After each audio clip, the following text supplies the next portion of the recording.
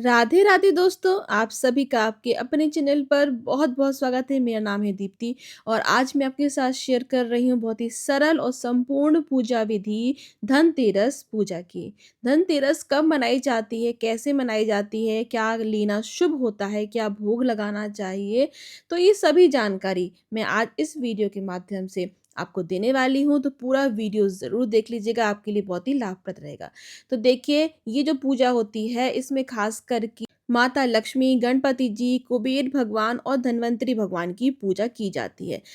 अगर उनकी विग्रह या फोटो नहीं है आपके पास तो सुपारी में कलावा बांध कर भी उनकी स्थापना कर कर आप पूजन कर सकते हैं, पर करिएगा ज़रूर। तो यहाँ पर देखिए चौक-पूर का पट्टा बिछा लेंगे, लाल या पीला वस्त्र बिछा लेंगे। मेरे पास यहाँ श्री यंत्र है। इस फोटो फ्रेम में आपको दिख रहा होगा अष्ट लक्ष्मी यंत्र भी है और श्री यंत्र के सारे यहाँ पर यंत्र बने हुए हैं। ये मैंने ऑनलाइन लिया था, अगर आपको चाहिए हो तो मैं लिंक शेयर कर दूँगी। बहुत ही आसानी से मार्केट में भी मिल जाएगा।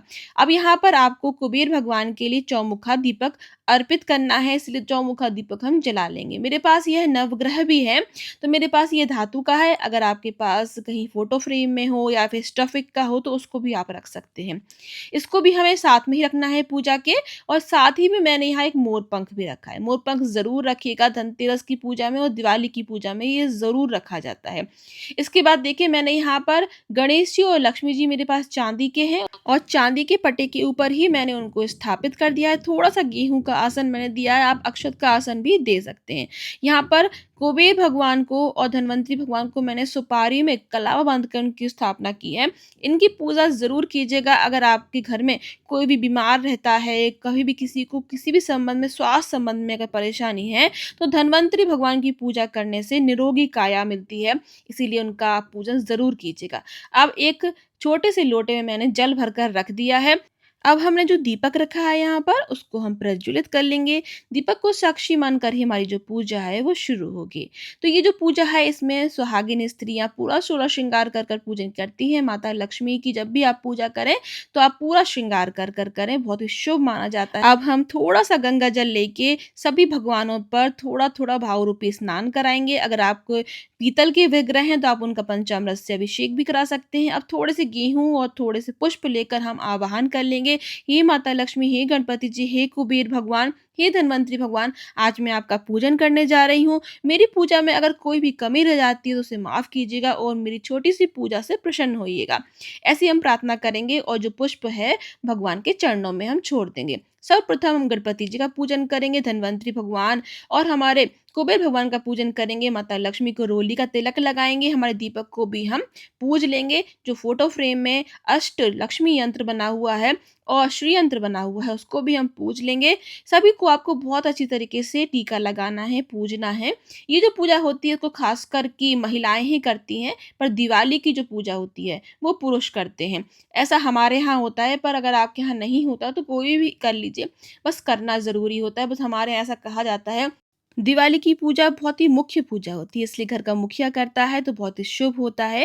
तो यहाँ पर देखिए सभी जगह पर हम थोड़ा-थोड़ा सा अक्षत अर्पित कर देंगे। माता लक्ष्मी को यहाँ पर आप गुलाब का पुष्प अर्पित कीजिए, कमल का पुष्प मिल जाए तो बहुत ही उत्तम रहेगा और सभी भगवानों को हम यहाँ पुष्प अर्पित करेंगे, खास करके कुबेर भगवान को और धन्वंतरी भगवान को हम पीला पुष्प अर्पित करेंगे। और यहाँ पर जो धन्वंतरी भगवान हैं, उनको आपको ध्यान रखिएगा कुछ न कुछ औषधि जो आपके घर में हम इस्तेमाल करते हैं छोटे-छोटे रूपों में, वो हमें ज़रूर अर्पित करना है। तो यहाँ पर देखिए मेरे पास चांदी का श्री यंत्र है, मैं उसको भी पूज लूँगी। थोड़ा-सा गंगा जल डालकर उसके ऊपर हम अक्षत लगाएँगे, थोड़ी-सी रोई लगाएँगे, पुष्प अर्पित कर देंगे। अब देखिए यहाँ हमारे गणपति जी को हम जनेऊ कलावा अर्पित करेंगे। अब देखिए माता लक्ष्मी को आकर्षित करने के लिए आपको कुछ चीज़ें यहाँ पर ज़रूर रखनी है, अर्पित करनी है उनको, जिसमें कि कौड़ी, कमलगट्टा, गोमती चक्र, सिक्के कुछ चांदी के हों आपके पास वो, और लघु शंख, लघु नारियल, ये सभी चीज़ें माता को ज़रूर अर्पित कीजिए। मेरे पास यहाँ चांदी की नई पायल बिछिया है, जो कि मैं धनतेरस पर ही खरीद कर लाई थी, तो वो अर्पित कर देंगे।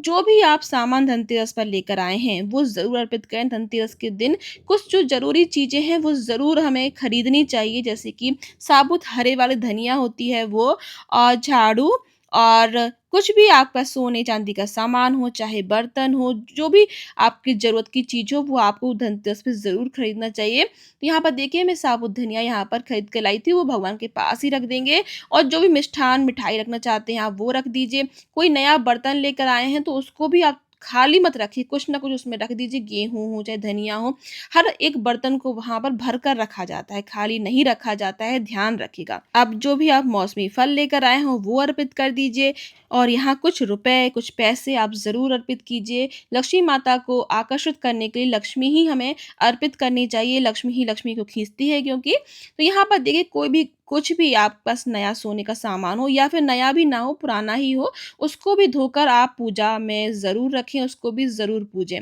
इसके बाद देखिए धन्वंतरी भगवान के लिए यहाँ पर हमें कुछ औषधि अर्पित करनी है।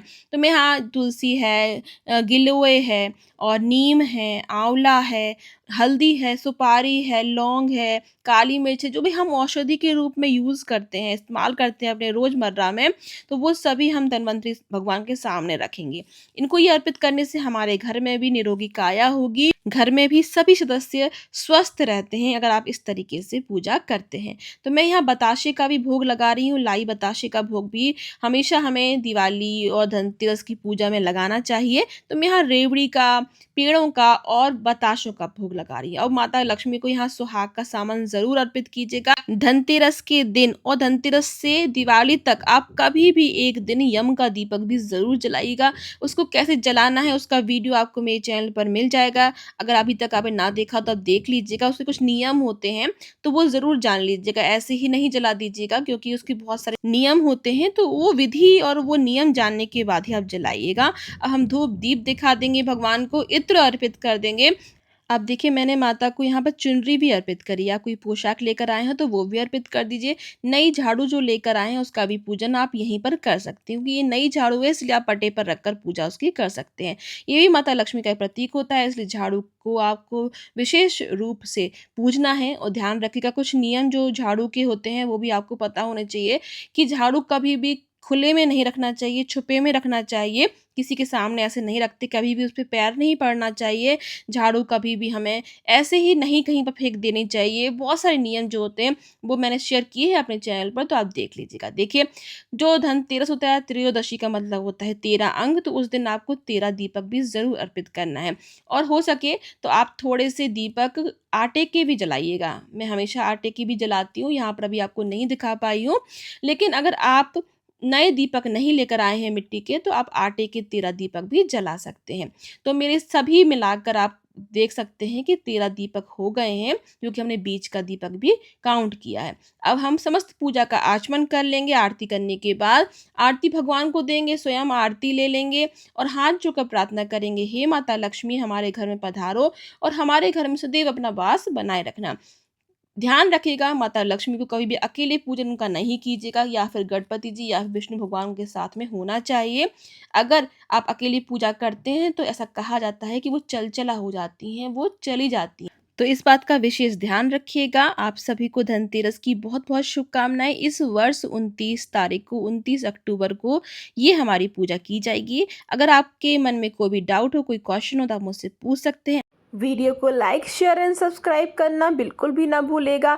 आप सभी का बहुत बहुत धन्यवाद।